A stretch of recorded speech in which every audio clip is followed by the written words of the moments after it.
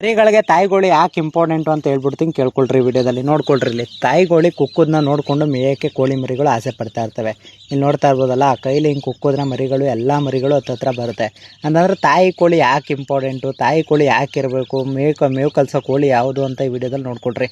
ಅಂತಂದರೆ ತಾಯಿ ಕೋಳಿ ಈ ಕಾರಣಕ್ಕೆ ಇರಬೇಕಾಗಿರೋದು ಮರಿಗಳಿಗೆ. ತಾಯಿ ಕೋಳಿ ಇಲ್ಲ ಅಂತಂದರೆ ತುಂಬ ಪ್ರಾಬ್ಲಮ್ಸ್ ಆಗುತ್ತೆ. ಮೇವು ಕಲಿತು ಒಂದು ಅನಾಥ ಮಗು ಬೆಳೆದಂಗೆ. ಅಂತಂದರೆ ಅದಕ್ಕೆ ಏನು ಬೇಕು ಏನು ಬೇಕಾಗಲ್ಲ ಎಲ್ಲ ನೋಡ್ಕೊಳ್ಳೋದು ತಾಯಿನೇ. ಬಟ್ ಇಲ್ಲಿ ತಾಯಿ ಕೋಳಿ ಇಲ್ಲ ಅಂತಂದರೆ ನೋಡ್ತಾ ಇರ್ಬೋದು, ಇಲ್ಲಿ ಮರಿಗಳಿಗೆ ಕುಗ್ತಾ ಇದ್ರೆ ಎಷ್ಟು ಚೆನ್ನಾಗಿ ಮರಿಗಳು ಬರ್ತಿದೆ ಅಂತ.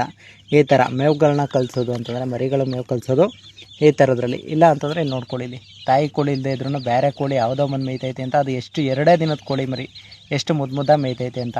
2 ದಿನದ ಕೋಳಿ ಮರಿಗಳು ತಾಯಿ ಕೋಳಿ ಇಲ್ಲದೆ ಇದ್ರೂ ಆ ತಾಯಿ ಕೋಳಿ ಅಂತ ಅಂದ್ಕೊಂಡು ಫೀಲ್ ಆಗ್ಬಿಟ್ಟು ಅದ್ರ ಹತ್ರ ಹೋಗ್ಬಿಟ್ಟು ಮೇಯ್ತಾ ಇರೋದು. ಅಂತಂದರೆ ತಾಯಿ ಕೋಳಿಗಳು ಅಷ್ಟು ಇಂಪಾರ್ಟೆಂಟು. ಈ ಥರ ಕೈಲಿ ಕೆರೆದಾಗ ಇಲ್ಲ ಅಂತಂದರೆ ನೀವೇನಾದರೂ ಸೌಂಡಲ್ಲಿ ರೂಢಿ ಮಾಡ್ಕೊಂಡಾಗ ಕೋಳಿಗಳು ಆಟೋಮೆಟಿಕ್ ನಿಮ್ಮ ಹತ್ರ ಬಂದೇ ಬರ್ತವೆ ಕೋಳಿ ಮರಿಗಳು.